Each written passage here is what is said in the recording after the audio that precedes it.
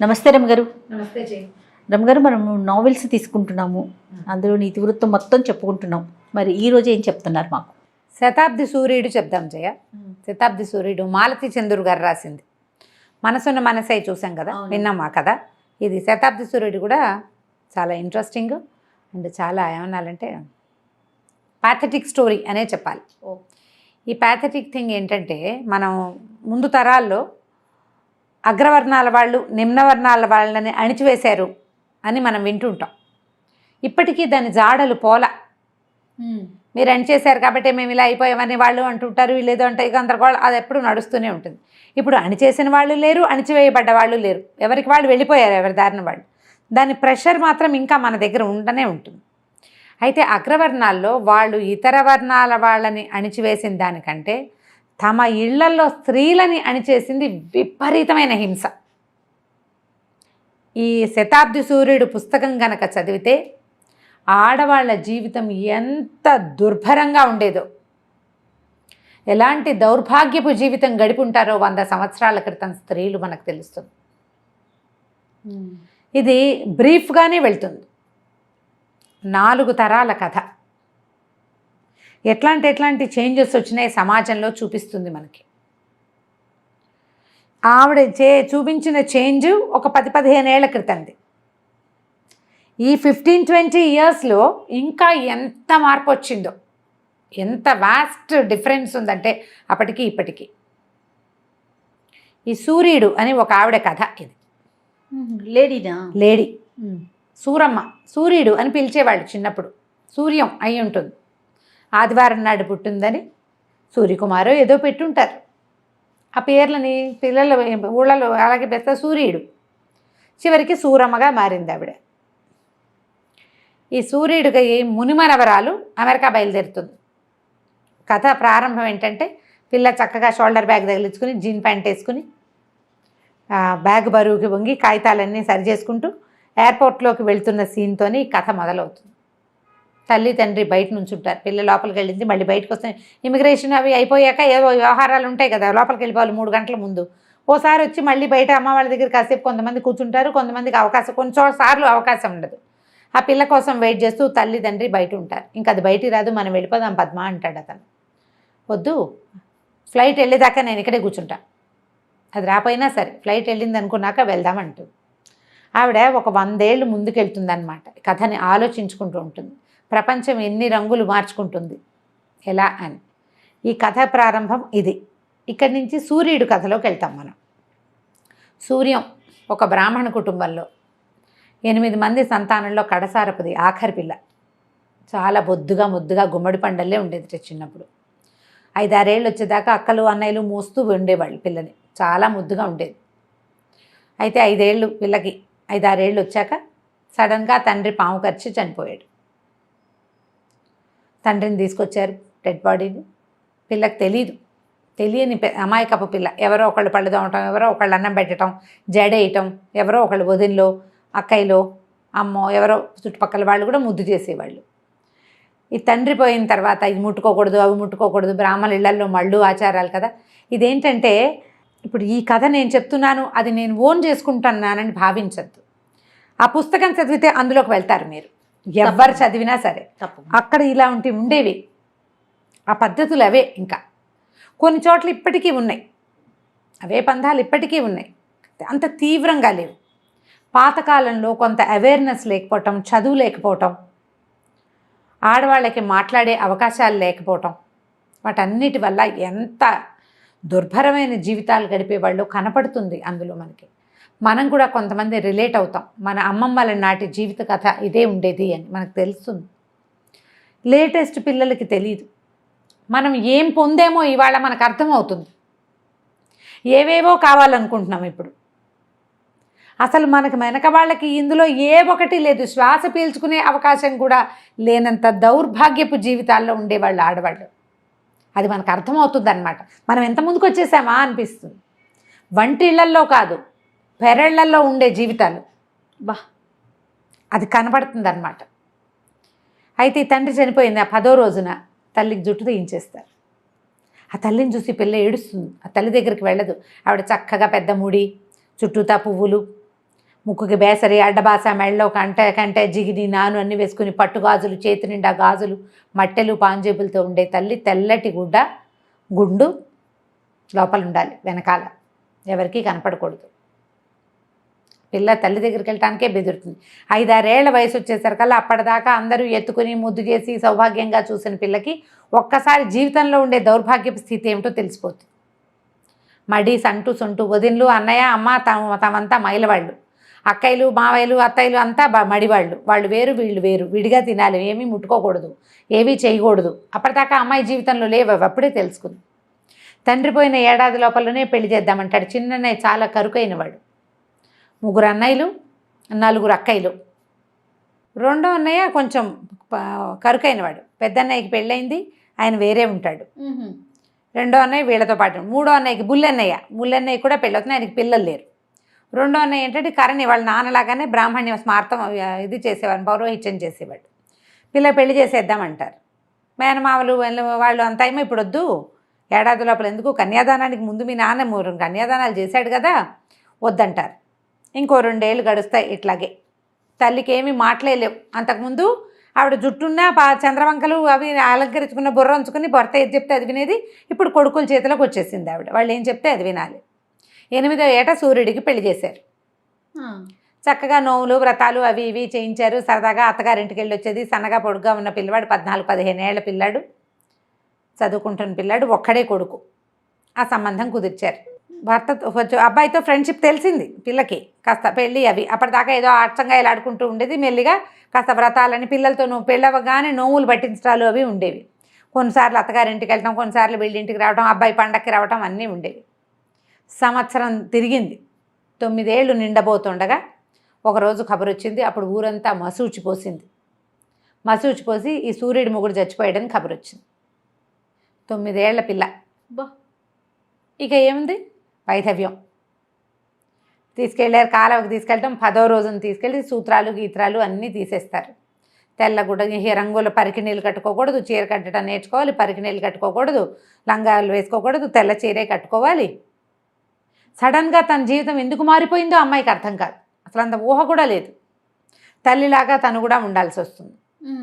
ఇక పొద్దున్నే ఎవరికి కనపడకూడదు, ముగ్గేయకూడదు, అవి చేయకూడదు, ఎవరికి కనిపించకూడదు, వంట చేయకూడదు, అన్ని పనులు చేయాలి కానీ ఎవరికి కనపడకూడదు, దొడ్లోనే ఉండాలి, ఇంట్లోకి రాకూడదు. తెల్లవారు లేవగానే అన్నయ్యలకి వదినలకి కనపడకూడదు. ఇదివరకు అట్లాగా పెద్దవాళ్ళు 6 చదువుతా అవి చదువుతా ఇవి చదువుతా అచ్చంగా ఇలా ఆడుకుంటా కుదరదు. పని చేసుకోవాలి అంతే. ఇక జీవితం లేదు. కొంచెం 4-2 ఏళ్ళు గడిచేసరికల్లా మెచ్యూర్ అవుతుంది. సహజంగా జరిగేది కదా. ఈ ఉన్నవాటికి తోడు ఇది కూడా వచ్చిందా అని ఏడుపు. పెద్ద జడ పిల్లకి. వాళ్ళ చిన్న ఇది పెద్దది కూడా అయింది, దీనికి ఇంత జడ ఉంటే ఏ విధవ పని చేస్తుంది, మనకి కుటుంబం పరుగు పోతుంది, జుట్టు తీసేద్దామంటారు. 13 ఏళ్ల చిన్న పిల్లకి వైధవ్యము, గుండు. పూర్వకాలం ఒక 70-80 సంవత్సరాల క్రితం ఇదే మన రాష్ట్రాల్లో ఆడపిల్లల స్థితి. బ్రాహ్మణులు ముఖ్యంగా వాళ్ళు చాకిరికి తప్పిస్తే ఎందుకు పనికిరారు. కేవలం పనే చేయాలి. జుట్టు ఉంటే మడివంటకు పనికిరారు. ఓహో, జుట్టు తీస్తేనే కుదురుతుంది. సకేశా అకేశా అని అడుగుతాడు కన్యాశుల్కం నాటకంలో గిరీశం గారు. జుట్టు ఉందా లేదా అని. జుట్టుంటే ఎవరో పోకిరి మగపిల్లలు ఎవరైనా వీళ్ళని లైన్లో పెట్టేస్తారు. ఇంట్లో అందరికీ సంసారాలు ఉంటాయి, అందరికీ కడుపులు, కాన్పులు, పురుళ్ళు, పుణ్యావచనాలు జరుగుతూ ఉంటాయి. వీళ్ళకి ఏమీ ఉండవు. ఎవరో ఒకళ్ళు వీళ్ళ ఆసక్తతని ఆసరా తీసుకుంటారు.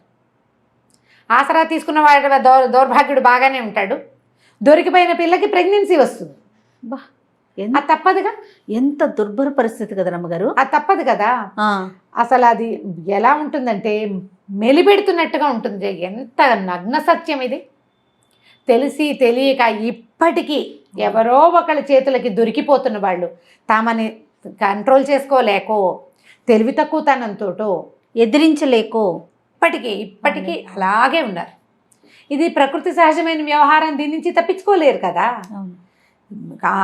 కాంక్షలు, కోరికల నుంచి తప్పించుకోలేరు. దానివల్ల వచ్చే పర్యవసానాన్ని తప్పించుకోలేరు. కరెక్ట్ అండి. ఆడవాళ్ళ దౌర్భాగ్యం అక్కడుంది. అక్కడ జాగ్రత్తగా ఉండలేకపోతే మగవాళ్ళకి దొరికిపోతారు. దౌష్ట్యానికి దొరికిపోయే వాళ్ళు ఉంటారు. ఇక జుట్టు తీయించాలంటారు. జుట్టు తీయించరు, కొంతకాలం ఆగుతుంది. ఇంతలో వాళ్ళ మామగారు కబురు చేస్తారు, పిల్లని పంపించండి, మరి మా దగ్గరే ఉంచుకుంటా, ఓ పిల్లాడిని దత్తు చేసుకుంటా. వాళ్ళకి ఒక్కడే పిల్లాడు కదా, చచ్చిపోయాడు. మరి రేపొద్దున కర్మాంతరాలు తమకి కర్మలు చేయాలంటే తమకు కుమారుడు వద్దు. అందుకని కోడల్ని మా దగ్గరే ఉంచుకుంటాము, కోడలే దత్తత చేసుకుంటుంది. ఈ పిల్ల చూస్తే 13 ఏళ్ల పిల్ల, ఇది పెంపకపు బాధ్యత దీనికి ఏమొస్తుందంటే, ఈ అమ్మాయికి కనుక పెంచుకోలేదనుకో, కోడలికి మనోవర్తి ఇవ్వాలి. వీళ్ళు దావా చేస్తారు, మా పిల్లకి మీ అబ్బాయి చచ్చిపోయాడు, వాడి పేరు మీద వైధవ్యం అనుభవిస్తున్న పిల్లకి మనోవర్తి. అప్పట్లో ఈ మనోవర్తివి బాగా నడిచేది. కుమారులు చచ్చిపోతే ఇక వీళ్ళు మనోవర్తి వాళ్ళ అత్తమామ ఆస్తి ఈ అమ్మాయికి వచ్చేస్తుంది కొంత భాగం. అందుకని ఈ అమ్మాయే పెంచుకున్నట్టుగా చేశారనుకో, మనోవర్తి వక్కర్లా. అసలు ఈ పిల్లకి మళ్ళీ పెళ్లి చేయటం అన్న ఊహ కూడా లేదు. ఇక వాళ్ళు ఎందుకు పనికిరారు, పని చేయడానికే పనికొస్తారు. పెళ్లిలో అన్ని పనులు చేస్తారు, పందిట్లోకి రాకూడదు. వాళ్ళు పొద్దున్నే లేవకూడదు, చూడకూడదు, సమస్తమైన పని చేయాలి, ఎదురు రాకూడదు, మాట్లాడకూడదు, నిశ్శబ్దంగా ఉండదు, దొడ్డి పెరట్లో అక్కడే ఉండాలి, ఇంట్లో కాదు. ఈ పిల్లే పెంచుకోవాలి ఇంకో పిల్లాన్ని. వాళ్ళ చుట్టాల పిల్లాడు ఒక 6-7 ఏళ్ళ పడినాడు, అంత 6-7 ఏళ్ల పిల్లాన్ని పెంపకం అంటే ఇదేం పెంచుతుంది అనుకుంటారు. కానీ ఏమనుకుంటారు, వాళ్ళు రమ్మన్నారుగా, వాళ్ళ అత్తవారితే పెత్తనం, తీసుకెళ్ళి దింపుతారు. ఈ అమ్మాయి ఏమనుకుంటుంది, ఇక్కడ చీత్కారాలు, విసుక్కోవటము, చిన్నోదని విసుకోవటం, పెద్దోదని విసుకోవటం, జడేసుకుంటుంటే ఎప్పుడైనా పాపం తలకాయ దూకునేది. ఇంత పెద్ద జుట్టు కదా, ఈ చిన్నదని చూసి ఇది నూనె ఖర్చు, దీనికి షోకులు అనేది తిట్టిపోసేది ఆవిడ. నానా రకాలుగానే ఉండేది. తల్లి అశక్తురాలు, ఏమనేది కాదు. అమ్మ బంగారం అంతా సూర్యుడికి పెట్టి పెళ్లి చేద్దామంటారు, కానీ తర్వాత మానేస్తారు. అమ్మ బంగారం అమ్మి పెళ్లి ఖర్చులు పెడతారు. పిల్లకేదో బాలతోడుకు ఒంటి మీద ఉన్న బంగారమే పెడతారు. సరే, మళ్ళీ అత్తారింటికి వెళ్తే సరే అక్కడ ప్రశాంతంగా ఉంటుంది. అత్తగారు ఏమందు, తను చిన్నప్పుడు అమ్మ ఎట్లా కళగా అలంకరించుకుని ఉండేదో ఈవిడ అట్లాగే ఉంటుంది. మామగారు ఆయన పనిలో ఆయన ఉంటాడు. కాకపోతే ఆయన దృష్టిలో ఏదో తేడా ఉందని ఈ 13 ఏళ్ల పిల్లకి తెలుస్తుంది. ఒకనాటి రాత్రి ఆయన ఏదో చెయ్యిపోతాడు. ఇది భయపడి అన్నయ్యకు ఉత్తరం రాస్తుంది, నన్ను తీసుకెళ్ళిపోయి నేను ఇక్కడ ఉండనని. చచ్చినా ఆ మాట చెప్పకూడదని తెలుసుకుంటుంది. ఆ వయసుకి విజ్ఞత వచ్చేస్తుంది. ఈయన నాతో మిస్బిహేవ్ చేశాడు అని చెప్పదు, కామ్గా ఊరుకుంటుంది. ఇంటికి వెళ్ళిపోతున్నాను, నేను ఇక్కడ ఉండలేనని చచ్చేలా ఏడుస్తుంటే ఏమంటారు, అన్నయ్య అనుకుంటాడు, పోనీలే నేను ఉంచుకుంటాను, నా దగ్గరే ఉంటుందని. బుల్లన్నయ్యకి పిల్లలు లేరు, ఆయన ఉంచుకుంటానంటాడు. ఈ అమ్మాయిని పంపేసిన సంవత్సరం తిరగకుండానే మావగారు ద్వితీయ వివాహం చేసుకున్నాడు 16 ఏళ్ల పిల్లని, వంశం నిలబడ్డానికని వస్తుంది కబురు. అప్పుడు వీళ్ళు మళ్ళీ వెళ్తే 2000 రూపాయల మనోవర్తి కింద ఇస్తారు. ఆ డబ్బులు చేత్తపుచ్చుకొని చెల్లెల్ని తీసుకొచ్చేసి ఇంకా జుట్టు ఉంచరు, జుట్టు తీయించేస్తారు. తెల్ల పంచ, 16 ఏళ్ల పిల్ల తెల్ల పంచ కట్టుకోవాలి. అప్పట్లో బ్లౌజులు కూడా వేసుకునేవాళ్ళు కాదు, రవికేసుకోకూడదు. కాకపోతే ఏంటంటే చిన్నపిల్ల కదా అని దీనికి అమ్మాయి మరి ఇంకా ఎదిగే వయసులో ఉండగానే కదా భర్త పోయాడు, పొడి చేతులు రవికలు కుట్టించేవాళ్ళట. ఆ కథలో ఉంటుంది అట్లా. ఒకసారి కళ్ళు మూసుకుని అది ఊహిస్తే మామూలుగా కదా, వెన్నులోంచి పాము పరిగెడుతున్నట్టు ఉంటుంది, వెన్నుపూసలు. భయం, ఏమిటి ఎక్కడి నుంచి ఎక్కడికి వచ్చామారా మనం అనిపిస్తుంది. సంతోషించాలో ఏం చేయాలి ఏమిటి అసలు, ఆ రోజులను ఊహిస్తేనే భయం వేస్తుంది. ఈవిడికి ఊహలు వచ్చేవి. కొంచెం చదువుకుంది, అన్నయ్య పెద్ద బాల శిక్ష అవి ఇవి చదివించాడు. ఆ పత్రికలు ఈ పత్రికలు చదివినప్పుడు వీరేశలింగం పంతులు గారు రాజమండ్రి వెళ్ళి నా జుట్టు తీస్తున్నప్పుడు వెళ్ళి పంతులు గారి దగ్గరికి వెళ్ళిపోతే పోయేది, హాయిగా పెళ్లి చేసుకుని సుఖంగా ఉండేదని. వీళ్ళందరి దగ్గర చాకరీ చేయాల్సి వచ్చేది. టెన్నిస్ బాల్ లాగా పెద్దక్కయ్య గారింట్లో ఫంక్షను, పెళ్ళి, పేరెంటం, పురుడు పని చేయాలి. చిన్నక్కయ్య ఇంట్లో అదేదో, పెద్దక్కయ్య ఇంట్లో ఇది, అన్నయ్య ఇంట్లో ఇది, పిల్లలు పెద్దవాళ్ళు అయ్యారు, పెచ్చూర్ ఫంక్షన్స్, అన్నిటికీ పని పని పని పని పని తప్ప ఎక్కడ బహుమతి లేదు, మెప్పు లేదు, దేనికి ఒక గుర్తింపు లేదు. యంత్రాన్ని చూసినట్టు పనికి మాత్రమే గుర్తింపు. అయితే చిన్నక్కయ్య కూతురు పెళ్ళికి వెళ్తుంది. పెళ్ళిలో అంతా పనిచేశాక పెళ్ళికి వెళ్ళేటప్పుడు తెల్ల చీరలు అశుభమని మీ బావ కొనలేదే, నాదే పాత ఈసారి వచ్చినప్పుడు కొనిపెడతానని చీర కూడా కొనిపెట్టకుండా చాకరీ చేయించుకుని పంపిస్తుంది చిన్నక్కయ్య చెల్లెలు. మనుషులు వాళ్ళందరూ కూడా ఇప్పుడు మన చెల్లెలైన ఆపేక్షగా ఉండేవాళ్ళు కాదు మనుషులు. ఇప్పుడు లేరు అట్లా. ఇప్పుడు కూడా చాకరీ చేయడానికి ఒకళ్ళు ఉంటే వాళ్ళు ఒక చులకనగా ఉంటుంది. ఎవరైనా మన కింద పనిచేస్తుంటే మనకి చులకనే, కృతజ్ఞత ఉండదు. కృతజ్ఞతలు బయట వాళ్ళ మీద ప్రదర్శిస్తారు, ఇంట్లో వాళ్ళ మీద ఏం ప్రదర్శించరు. నువ్వు ఉన్నావు కాబట్టి నా పని గడిచింది అనరు. అయితే కొద్ది రోజుల తర్వాత మళ్ళీ కబురు ఏమొస్తుందంటే, ఈ చిన్నక్కయ్య కూతురు ఏ పిల్లకైతే పెళ్ళికి వెళ్ళిందో ఆ పిల్ల పురిటికి వచ్చిందని దానికి ఒంట్లో బాగుండలేదు, సాయం రమ్మంటుంది చిన్నక్కయ్య. ఆ పిల్లకి ఏదో పాపం చాలా అనారోగ్యం, ఇంత పొట్ట పీచులాగా కాళ్ళు చేతులు సన్నగా ఉండి కడుపుతో ఉంటుంది, కనడానికి సిద్ధంగా ఉంటుంది. ఆ పిల్ల డెలివరీలో పోతుంది, చచ్చిపోతుంది అమ్మాయి, అక్కయ్య కూతురు. ఈ పుట్టిన పిల్లని ఎవ్వరూ ఎత్తుకోరు. నా పిల్ల చావుకు వచ్చిందంటారు. ఈ చంటి పిల్లని ఏం చేస్తుంది, ఈ సూర్యుడే ఒళ్ళో వేసుకుని కూర్చుంటుంది. పంచదార నీళ్లు పట్టమని చెప్తుంది మంత్రసాన్ని. 2-3 రోజులు నీళ్లు పోసి ఆ పిల్లని ఉంచుకుంటుంది ఒంట్లో. ఎవరైనా ఎత్తుకున్నా ఏడుస్తుంది ఆ పిల్ల, ఈవిడ ఎత్తుకుంటే ఊరుకుంటుంది. ఎక్కడైనా వాళ్ళ అమ్మ వాళ్ళు తీసుకెళ్ళమంటారు. పిల్ల అత్తవారు ఈ చంటి పిల్ల నాయనమ్మ వాళ్ళు, మేము మగపిల్లాడైతే తీసుకునే వాళ్ళం, ఆడపిల్లని మేమేం చేసుకుంటామంటారు. వాడు ఇంకో పెళ్లి చేసుకోవాలి మా వాడంటే వీడి అడ్డమంటారు. బయట పారేయమంటాడు బావ, ఈ సూర్యుడు వాళ్ళ బావ. ఈవిడ మెల్లిగా ఆ పిల్లకి పోత పాలు పోసి 10 రోజుల తర్వాత 10 రోజులు కనిపిస్తుంది. ఆ పిల్లని వదలబుద్ధి కాదు ఈవిడికి. అంతకుముందు ఎవరు పిలిచినా తిరిగేది. ఈ పిల్లని నేను పెంచుకుంటాను అన్నయ్య అని ఆ బుల్లన్నయ్యని అడుగుతుంది. అతను ఏం చేస్తాడంటే ఈవిడ దగ్గర డబ్బు ఇచ్చారు కదా మామగారు, ఎవ్వరికి ఇవ్వనివ్వడు, జాగ్రత్తగా దాచిపెట్టి తిప్పి మంచివాడు. ఎందుకంటే పిల్లలు లేరు, సహజంగా మంచివాడు. ఈ పిల్లతో స్నేహం చెల్లెలతోటి ఆయన ఏం చేస్తాడంటే సరే పెంచుకోమని చెప్పి వాళ్ళు ఈ పిల్లని క్లెయిమ్ చేయకుండా కాగితం రాయించుకుంటారు. ఇంత పెంచాక మా పిల్లని మాకు ఇచ్చేయమని వాళ్ళు అడిగితే అదేలే కాగితం రాయించుకుంటారు. కాగితంతో సరే ఆ పిల్లని తెచ్చుకొని దత్తు చేసుకుంటుంది, తనే పెంచుకుంటుంది.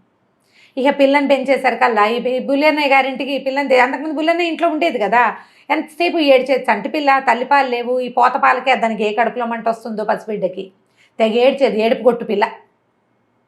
దాంతో ఆవిడ ఈ పిల్లని పెట్టుకోవడానికి మా ఇంట్లో వీలు లేదని ఆవిడ బుల్లి లేదని పోట్లాడుతుంది.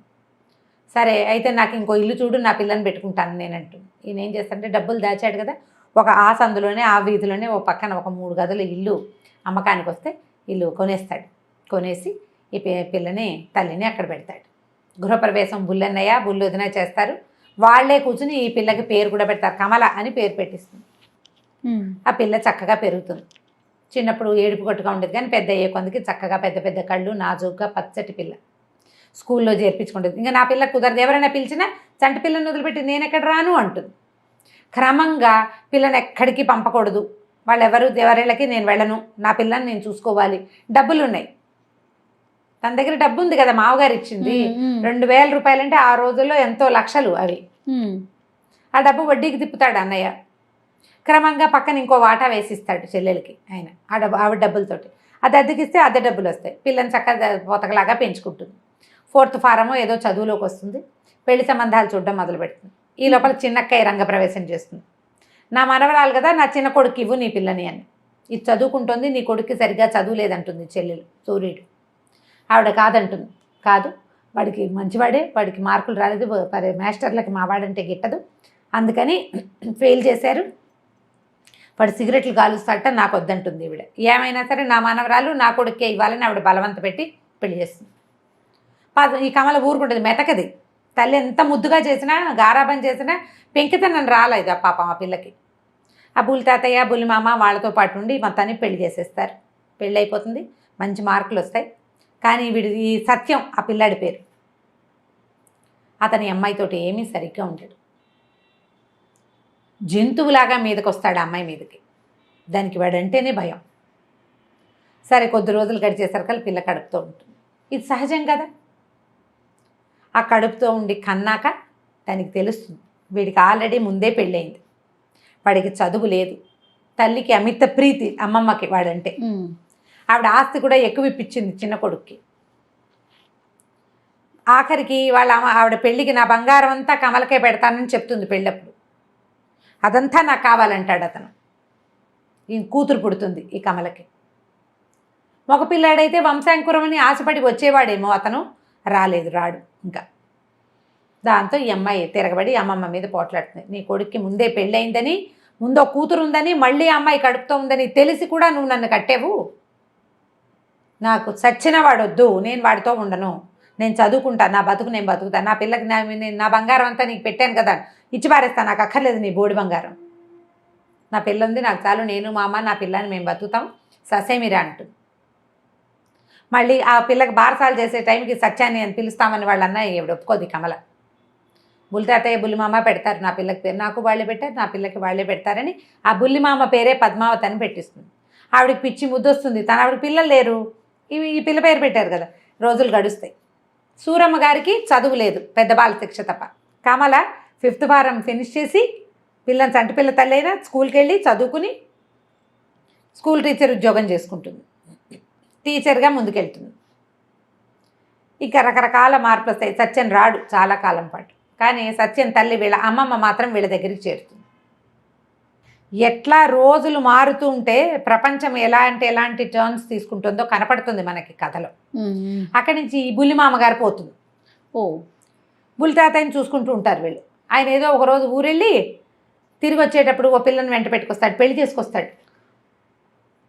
అంటే ఇప్పుడు మగవాళ్ళలో చాపల్యం పోదు. పెళ్ళాన్ని చచ్చిపోతే 70 ఏళ్ల వయసులో ఆయన 15-16 సంవత్సరాల పిల్లని పెళ్లి చేసుకుంటాడు. 9 ఏళ్ల వయసులో మొగుడు చచ్చిపోయిన సూరమ్మకి పెళ్లి చేద్దామని ఎవరు అనుకోలే. మూలను కూర్చోబెట్టారు. మగవాళ్ళు ఇలా చెయ్యొచ్చు. కానీ ఇప్పటికీ ఉంది తెలుసా రమ్మగారు? ఇప్పటికీ ఉంది. పెళ్ళైన సంవత్సరం లోపు 60 ఏళ్ళు రానివ్వండి, 70 ఏళ్ళు రానివ్వండి, సమర్థించే సమాజాన్ని కూడా చూస్తున్నాం రమ్మగారు. పిల్లలు వెళ్ళిపోతారు, రేపొద్దున ఆయనకి ఎవరు దిక్కు అనే సమాజాన్ని చూస్తున్నాం. అదే తల్లి ఓ 50 ఏళ్ళ ఆవిడ పెళ్లి చేసుకుంటే సమాజం సమర్థిస్తుందా? సమర్థించలేక ఎంతమంది పిచ్చివాగుళ్ళు వాగుతారో ఇప్పుడు మనం చూస్తున్నాం కదా. ఆవిడ ఆ సంతోషంగా హాయిగా కళకళ్ళాడుతూ లక్ష్మీదేవి లాగా కనపడుతుంటే ఏంటో ఓర్చుకోలేరు. నీకు అవసరమానికి వీళ్ళకి అవసరమా? ఎవరికి అవసరం? అసలు సమాజానికి ఏం అవసరం? ఆమె కష్టం ఆమె పడింది, ఆమె నిష్ఠూరాలు ఆమె పడి ఉంటుంది. ఆమె ఎంత హింసపడి ఉంటుందో ఈ చుట్టుపక్కల ఉన్న సమాజంతో.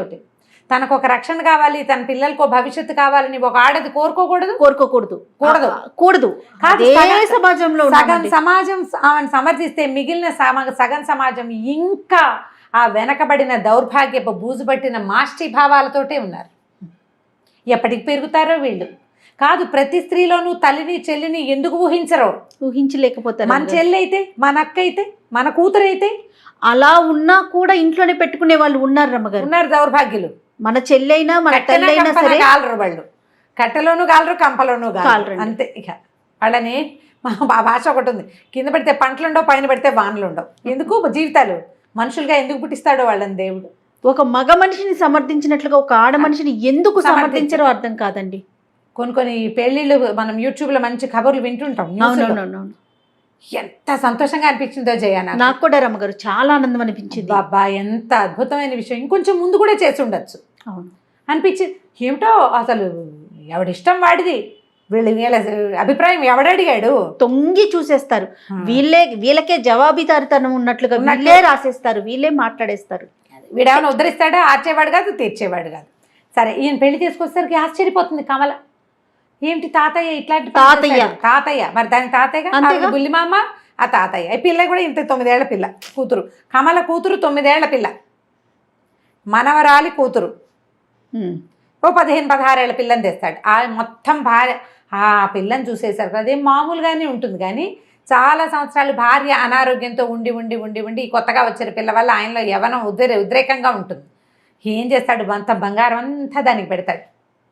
కొద్ది రోజులు సినిమా అంటుంది, షికార్ అంటుంది, ఏదో కమలే తీసుకెళ్తుంటుంది. సడన్గా ఒకరోజు జంప్, మొత్తం బంగారంతో ట్రంక్ పెట్టతోటి ఎవరితోటో వెళ్ళిపోతుంది. ఆ పిల్ల మొత్తం బంగారం అంతా పోయింది. ఒంటెటి బంగారం పెట్టు తిరిగేది రోజు, మొత్తం బంగారం అంతా తీసుకుపోయింది. ఈ అక్కయ్య చెల్లి ఇద్దరు తిట్టుకుంటూ ఉండేవాళ్ళు. ముసలమ్మలు ఇద్దరు ఉన్నారు కదా, అన్న ఇట్లా చేశాడని అమ్మాయిని ఏదో ఒకటి అనేవాళ్ళు. కమలని నీకెందుకు అంత బాధ, పోనీ ఏదో చేసుకున్నాడు, ఆయన పెళ్ళాము, ఆయన ఇష్టము, మనకెందుకు అంటే వీళ్ళకి నచ్చేది కాదు. మా వదిన ఎంత మంచిదో, ఇలా పాపిష్టి పెదవా, ఇన్నేళ్ళు కాపురం చేసి 50 ఏళ్ళు ఇప్పుడు దీన్ని తెచ్చాడని తిట్టుకుంటారు. ఒళ్ళు మంటగా ఉంటుంది. అవును. పోనీ ఈవిడ తనకు పెళ్లి చేసుకుందామన్న ఊహ కానీ ఏమైనా వచ్చిందంటే అప్పుడు రాలేదు. సరే, ఇలా గడిచి క్రమంగా ఏమవుతుందంటే సత్యం మళ్ళీ వెనక్కి వస్తాడు. అక్కడ అతను ఇంకో భార్య పెళ్లి చేసుకున్నాడు, పిల్లలు పుట్టారు. తర్వాత మొత్తం ఆస్తి అంతా అయిపోయింది. పని పాట లేని చదువు లేని వాడికి ఏముంటుంది, బంగారం అంతా అయిపోయింది. మా అమ్మ ఇచ్చిన బంగారాన్ని నాకే చెందాలని బలవంత పెట్టి రాయించుకు తీసుకెళ్తాడు. సత్యాగ్రహం చేస్తానని చెప్పి తీసుకుపోతాడు మొత్తం. అది కూడా అయిపోతుంది. పెళ్ళాము పిల్లలు ఏమో మతంలో కలిసిపోతారు. వాళ్ళు భోజనం పెడతాం, పిల్లలకి నీకు మతం ఇస్తే నీవు ఇక్కడ పని చేసుకోవచ్చు చర్చిలో అని ఎవరో చెప్తే అమ్మాయి పిల్లలతో సహా వెళ్ళిపోయింది. ఇదంతా వాక్యాల్లో తెలుస్తుంది మనకి. తల్లే ముసలావిడే చెప్తుంది. సత్యం తిండి లేదు, 3 రోజులైంది అన్నం తిని, వాడి మీద నా ప్రాణం కొట్టుకుంటుంది. నువ్వు అబద్ధాలు చెప్పి పెళ్ళిళ్ళు చేసావమ్మమ్మ, నువ్వు ధృతరాష్ట్ర ప్రేమ అనేది, నీ కొడుకు సరిగ్గా చదవక మార్కులు రాకుండా ఉంటే నువ్వు వాడిని వెనకేసుకొచ్చావు. ఆల్రెడీ పెళ్ళై పిల్లలున్న వాడికేమో నన్నేసి కట్టావు, నా జీవితాన్ని పాడు చేసేసావు. నువ్వు వాడిని ఉద్ధరించావా? ఉద్ధరించిద్దేం లేదు. కొడుకు పుడితే దారిలో పడతాడు అనుకుంది, కొడుకు పుడితే దారిలో పడ్డాడు. అసలు ఆ పుట్టిన పిల్లని చూడ్డానికి కూడా రాలేదు అతను. అనేసరికల్లా సరే ఇంట్లో వండిస్తాను, ఇక్కడ ఉండమని అంటూ మళ్ళీ కొడుకుని ఇంట్లో చేరుస్తుంది. కానీ ఈ అమ్మాయి అతని దగ్గరికి రానివ్వదు ఆ కమల. కొంతకాలం తర్వాత ఈ ముసలావిడికి బాగా అనారోగ్యం ముదిరేసరికల్లా ఈ పిల్ల పద్మ బీఎస్సీలోకి చేరుతుంది. అంత పెద్దదైపోతుంది. మొదట కమల వాళ్ళ అమ్మ ఖద్దరు కట్టుకునేది, కమల కాటన్ చీరలు కట్టుకునేది, సిల్క్ చీరలు కట్టుకునేది. పద్మ దగ్గరకు వచ్చేసరికల్లా చక్కగా స్కర్టు, పోనీటైలు, కమలది కూడా ఇంత పెద్ద జడ. కానీ పద్మకి పల్చటి జుట్టు, పుట్టడమే గుండుతోటి పుట్టిందని రాస్తారు కథలో. బాబు హెయిర్ చేయించుకుంటుంది, హాయిగా ఉంటుంది. వీళ్ళకేమో వద్దంటారు ముసలివాళ్ళు, కానీ పెద్ద ఆవిడికి బాగా ఇష్టంగా ఉంటుంది మనవరాలు అట్లా ఉండటం. ఏం చేస్తుందంటే, దీనికి డబ్బులు ఉన్నాయి, నువ్వు యూనివర్సిటీకి పంపించు, దాన్ని చదివించమని చెప్తుంది. ఎవ్వరు లేకుండా చూసి దీన్ని చెప్తుంది అనమాట కమలకి. 25,000 వస్తాయి, నేను దీన్ని చిన్నప్పుడే ఇట్లా నేను అన్యాయం చేశానని అనిపించింది నాకు, అందుకని నేను ఎల్ఐసి లాంటిది ఇన్సూరెన్స్ చేశాను. పిల్లకి 18 ఏళ్ళు 20 ఏళ్ళు నిండేసరికల్లా డబ్బులు వచ్చే ఇది ఉంది, మెచ్యూర్ అయిపోయింది, ఈ సంవత్సరం డబ్బులు వస్తాయి, 25,000 వస్తాయి, యూనివర్సిటీకి పంపించు, అది ఎంఎస్సి చదవాలి, కాలేజ్ ప్రిన్సిపల్గా ఉద్యోగం చేసుకోవాలి నా మనవరాలు. ఇవాళ రేపు అలాగే ఉన్నారు ఆడపిల్లలు. ఆవిడలో ఎంత మార్పు వచ్చిందో చూడు. అక్కడి నుంచి ఏం చేస్తుంటే, ఆ కాగితాలు ఎవరికి కనపడకుండా వీడికి దొరికితే లాగేసుకుంటాడు, ఆ డబ్బు కొట్టేస్తాడని దిండులో వేసి కుట్టేస్తుంది అనమాట. దిండు ఓపెన్ చేసి చేతిలో పెడుతుంది, చూస్తే 25,000 వస్తాయి. ఈ పిల్ల ఫస్ట్ ఇయర్ ఎంఎస్సి అయ్యేసరికల్లానే ఆవిడ చనిపోతుంది. సత్యం వీళ్ళతోటే ఉంటాడు. ఒకరోజు భార్య దగ్గరికి రాబోతాడు, ఆవిడ ఒప్పుకోదు. ఆ చిన్నప్పుడు చేసిన 14-15 ఏళ్ల నాటి కాపురమే మళ్ళీ ఆ భర్తను దగ్గరికి రానివ్వదు. నేను మీ అమ్మ అడిగిందని రానిచ్చాను, నాకు ఏ ఆసక్తి లేదు, నువ్వంటే ఆసక్తి లేదు, జీవితం అంటే ఆసక్తి లేదంట. సరే, కొంతకాలానికి అమ్మాయి ఎంఎస్సి పూర్తయి ఉద్యోగంలో చేరాక తల్లి టీచరు, కూతురు లెక్చరరు అవుతారు. రామశేషన్ ఒక కుర్రాడితోటి పెళ్లి సంబంధం కుదుర్చుకుంటారు. అతను చాలా మంచి పిల్లవాడు. కట్నం తీసుకోవడం ఇష్టం లేదు, ఇవ్వడం ఇష్టం ఉండదు పద్మకి. మా చెల్లెల పెళ్ళికి మాకు డబ్బులు అవసరం, నేను ఈ డబ్బు ఇచ్చేస్తాను వెనక్కి తిరిగి, అప్పుగానే ఇది అనుకోండి అంటాడు. పెళ్ళైన 2-3 ఏళ్లకి డబ్బు ఇచ్చేస్తాడు. 20,000 కట్నం తీసుకుని 20,000 ఇస్తాడు. అంటే మగవాళ్ళలో ఎలాంటి మార్పు వచ్చిందో చూపిస్తున్నారు. జనరేషన్ మారే కొద్దీ ఇప్పుడు అలాంటి వాళ్ళు ఉన్నారు కొంతమంది. పాత లాంటి మా తాతయ్య లాంటి వాళ్ళు ఉన్నారు. వీళ్ళు కదా మారాలి. అక్కడి నుంచి పెళ్ళవుతుంది పద్మకి. మెల్లిగా ఈ పద్మ అవసరాలని తండ్రి దగ్గరుండి చూడడం మొదలు. సత్యం ఇంట్లోనే ఉంటున్నాడు కదా, పిల్ల యూనివర్సిటీ కాగితాలన్నీ అతనే చేస్తాడు. బట్టలు కత్తిరించి కుట్టడం అవన్నీ కొన్ని రోజులు ఇంట్లో నుంచి వెళ్ళిపోతూ ఉండేవాడు, మధ్య మధ్యలో వస్తూ ఉండేవాడు. అతనిలో కూడా ఎలాంటి చేంజ్ వచ్చిందో ఈ చూసుకోవటం, ఈ దగ్గర ఉండటం, ఈ కనిపెట్టి ఉండటం. మొదట్లో ఉండుంటే అమ్మాయి జీవితం బాగుండేది కదా, ఇంకా 4-5 పిల్లలు పుట్టేవాళ్ళు, హాయిగా జీవితం సుఖంగా ఉండేది. అతను మొదట్లో లేడు, మొదట్లో క్రూరంగా ఉన్నాడు. అతను క్రమంగా జీవితంలో వచ్చిన ఆటుపోట్లతోటి అతని ధోరణి మారింది. ఆటుపోట్లతోటి కూడా ధోరణి మార్చుకొని మగవాళ్ళు ఉన్నారు. అవునవును, మారిన మగవాడిని చూపిస్తారు మాలతి చంద్రుడు. అతను మారిపోతాడు, కూతురు దగ్గర ఉంటాడు, పిల్లల్ని చూసుకోవడానికి కూడా తను దగ్గర ఉంటాడు, వెళ్తాడు కూతురుతోటి. డైపర్లు మార్చడం దగ్గర నుంచి చేస్తాడు ఆయనే. కొంతకాలానికి ఆయన మరణిస్తాడు. కానీ ఈ సూర్యుడు మాత్రం అలాగే ఉంటుంది. ముసలావిడ అక్కయ్య చచ్చిపోయినప్పుడు తెగ ఏడుస్తుంది, నాకు ఎవరున్నారు, అమ్మగారి సంతానం అందరూ పోయారు, వాళ్ళు పోతారు. మధ్యలో అన్ని మరణాలు వరుసగా చూపిస్తారు. ఆ అన్నయ్య పోయాడు, ఈ అన్నయ్య పోయాడు, ఆ వదిన పోయింది, అవి చూపిస్తూనే ఉంటారు కథ అంతా. నేనంతా చెప్పట్లా, బ్రీఫ్గా వెళ్ళినా ఎక్కువే వెళ్తుంది కథ. అక్కడి నుంచి ఏమవుతుంది, కమల కూడా క్రమంగా కొంతకాలం ఉండి ఆవిడ మరణిస్తుంది. ఆ సూర్యుడు ముసలావిడ మాత్రం ఉండిపోతుంది, 100 ఏళ్ళ వయసు. ఈ పద్మ ఏం చేయాలో తెలియక ఆవిడ్ని తనతో పాటు వైజాగ్ తీసుకొచ్చి తన ఇంట్లో అట్టు పెట్టుకుంటుంది. పిల్లలిద్దరు, ఒక ఆడపిల్ల ఒక మగపిల్లాడు పుడతారు పద్మకి. తల్లి తండ్రి వెళ్ళిపోయారు. అమ్మమ్మకి పిన్ని ఈవిడే తన తల్లిని పెంచుకుంది. ఇక ఇంట్లో అట్టు పెట్టుకుంటే ఈ ఇల్లు అద్దెకి ఇచ్చేస్తారు వాళ్ళు. ఒకనాడు ఇంట్లో నుంచి వెళ్ళిపోతుంది ముసలావిడ. వీళ్ళకి పిచ్చి టెన్షన్ పుట్టేస్తుంది, ఏం చేయాలో తెలియక. ఆవిడ ఆ ఇంటికి వెళ్ళిపోయి ఆ ఇంట్లో బయట కూర్చుని ఉంటుందన్నమాట. వాళ్ళు చుట్టుపక్కల వాళ్ళు కనుక్కొని ఇంత ముసలావిడ అంత అక్కడ దాకా వచ్చి వెళ్ళిపోయింది, ఆ ఇంటి మీద ఉంది భ్రమ ఆవిడకి. అప్పుడు మరణిస్తుంది ఆవిడ. ఈవిడ మరణించిన తర్వాత అప్పుడు ఈ సౌజన్య ఈవిడ పద్మ కూతురు అమెరికా వెళ్తుంది. ఎక్కడ జీవితం అదే ఇంట్లో ఒక ఆవిడేమో ఇలాగా 9వ ఏటే వైధవ్యము, దుర్భరమైన జీవితము, తన డబ్బును కూడా తను స్వతంత్రంగా ఖర్చు పెట్టుకోలేని, తన పిల్లకి తనకి ఇష్టమైన చోట పెళ్లి చేయలేని, ఇలాంటి వాడికి నేను పిల్లని ఇవ్వను, నా పిల్ల నా ఇష్టం అని అనలేని దుస్థితి నుంచి అమెరికా వెళ్ళే ఆడపిల్ల వరకు జరిగిన ఈ ప్రయాణం మొత్తం ఎంత హృదయ విదారకంగా ఉంటుందో, ఎంత హృదయంగా ఉంటుందో. ఒకప్పుడు ఇలాంటి జీవితాలు ఉండేవి అని ఇప్పుడు సమాజంలో చాలామందికి తెలియదు. తెలీదండి. మనకి ఇవాళ లభించిన స్వేచ్ఛ, స్వతంత్రము, ఈ రోజున మనం చూస్తున్నటువంటి సమాజము ఒకప్పుడు లేదు. ఈ దొరికిన దాంతో దుర్వినియోగం చేసుకోకుండా, జీవితాన్ని అంతే ముక్కలు చెక్కలు చేసేసేయకుండా జాగ్రత్తగా తీసుకెళ్ళాలంటే మనం ఇలాంటి విషయాలు కొన్ని వినాలి, తెలుసుకోవాలి. తప్పకుండా రమ్మగారు. ఈ కథలు ఒట్టి మామ్స్ కాదు, యంగ్స్టర్స్ కూడా వినాలి.